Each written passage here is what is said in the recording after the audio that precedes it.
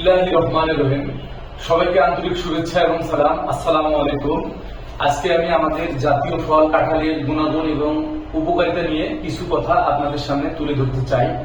প্রথমে যেটা বলতে চাই সেটি হচ্ছে যে বাংলাদেশের মধ্যে একটি মাত্র ফল কাঁঠাল, যেখানে কোনো প্রকার কেমিক্যাল প্রয়োগ করা হয় না, যেখানে কোনো প্রকার স্প্রে করা হয় না, যেখানে কোনো প্রকার ফরমালিন প্রয়োগ করা হয় না।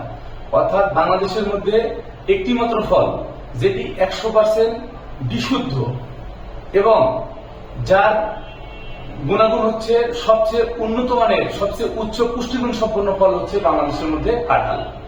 এবং সবচেয়ে সুস্বাদু ফল, বাংলাদেশের মধ্যে সবচেয়ে সুস্বাদু ফল হচ্ছে কাঁঠাল। কিন্তু দুঃখজনক বিষয় হচ্ছে আমাদের বাঙালিদের মধ্যে কাঁঠালের প্রতি একটা অ্যালার্জি চলে আসছে। এর প্রথম কারণ হচ্ছে আমরা অনেকে মনে করি যে কাঁঠাল খেলে গরম লাগে। এই কথাটি একটি সম্পূর্ণ ভুল ধারণা।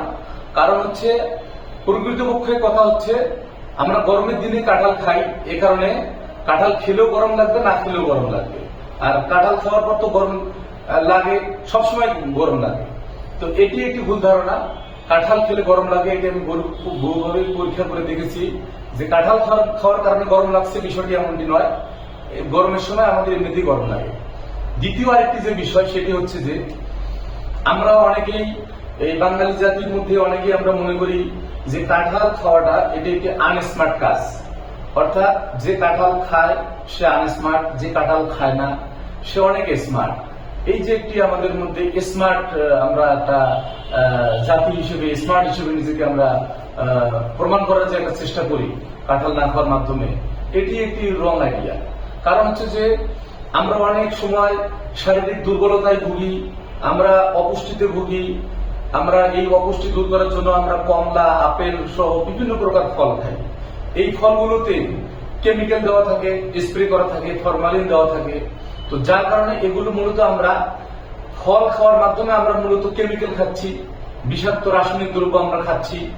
কিন্তু আমরা যদি কাঁঠাল খাই তাহলে আমরা কোনো বিষাক্ত রাসায়নিক দ্রব্য খাচ্ছি না, ফরমালিন খাচ্ছি না। আমরা শুধুমাত্র উচ্চ পুষ্টিগুণ সম্পন্ন ফলেই আমরা খাচ্ছি। এটি আমাদের শরীরের জন্য খুবই উপকারী এবং খুবই কার্যকর।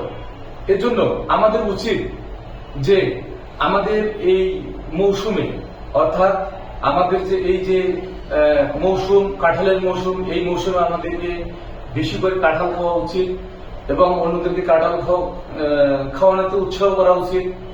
এবং কাঁঠাল সম্পর্কে যে ভুল ধারণাগুলো আছে, এই ভুল ধারণাগুলো আমাদের আসলে বৈজ্ঞানিক সম্মতভাবে, বিজ্ঞানসম্মতভাবে এই কাঁঠাল সম্পর্কে ভুল ধারণাগুলো আমাদেরকে দূর করা উচিত। কাঁঠাল সম্পর্কে যদি আমরা আরো গুণাগুণ বলতে চাই তাহলে আমরা বলতে পারি যে কাঁঠালের যে বীজটা, এই বীজটাও কিন্তু আমাদের তরকারিতে কাজে লাগে। আমরা তরকারি খেতে পারি, ডাল খেতে পারি, আমরা ভর্তা খেতে পারি। শুধু তাই নয়, কাঁঠালের যে ছোবড়াটা আছে, এই ছোবড়াটাও কিন্তু আমাদের গরু, ছাগল তাদের খাদ্যে পরিণত হয়, তারাও পুষ্টি পায়।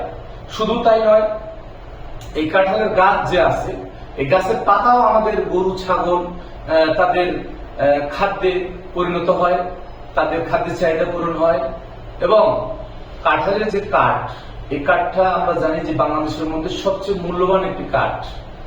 এবং শুধু তাই নয়, আমরা যদি বেশি করে কাঁঠালের গাছ রোপণ করি তাহলে আমাদের যেমন পুষ্টি চাহিদা পূরণ হবে, পিওর ফল আমরা খেতে পারবো, সেই সাথে আমাদের পরিবেশ রক্ষার কাজটিও আমাদের হবে। কারণ বর্তমান বিশ্বে যে আবহাওয়ার উষ্ণতা বৃদ্ধি পাচ্ছে, এর জন্য আমাদের বৃক্ষরোপণ করা উচিত। এজন্য আমরা যদি কাঁঠালের গাছ বেশি করে রোপণ করি তাহলে আমাদের যেমন আমাদের পুষ্টিগুণের চাহিদা পূরণ হবে, সেই সাথে আমাদের পরিবেশ রক্ষাও হবে।